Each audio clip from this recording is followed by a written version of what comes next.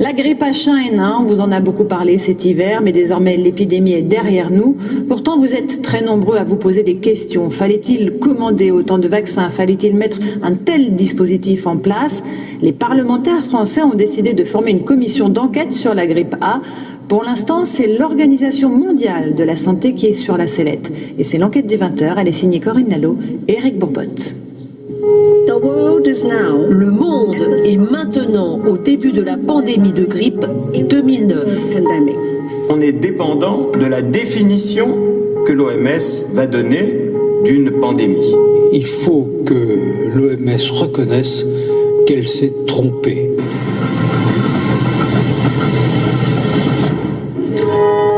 Conseil de l'Europe, janvier dernier.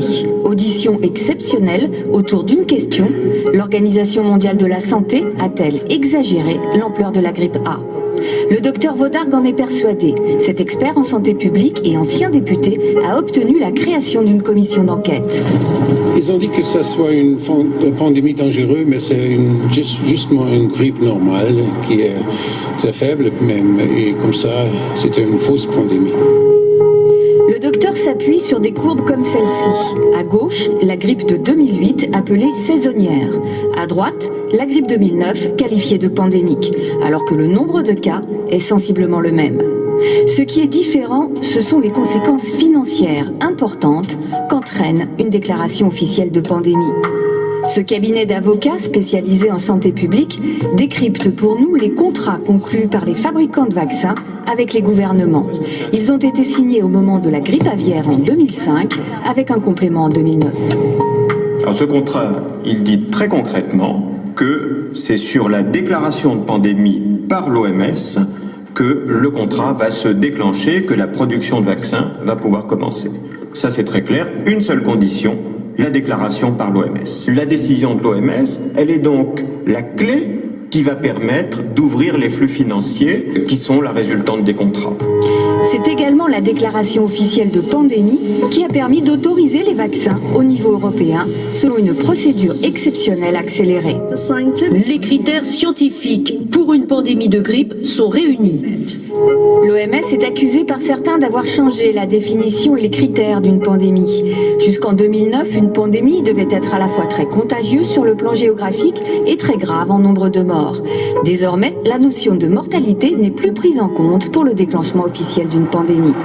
Invité par le Conseil de l'Europe à s'expliquer sur la question, le numéro 2 de l'OMS surprend l'Assemblée en affirmant « Il y a une confusion ici et j'espère la dissiper.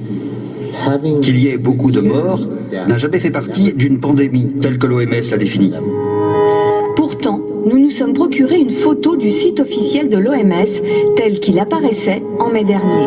On peut y lire « Une pandémie entraîne un nombre énorme de morts et de malades ». Désormais, sur la même page, une pandémie n'est plus qu'une épidémie mondiale. La notion de mort a disparu. Certains épidémiologistes n'en reviennent pas.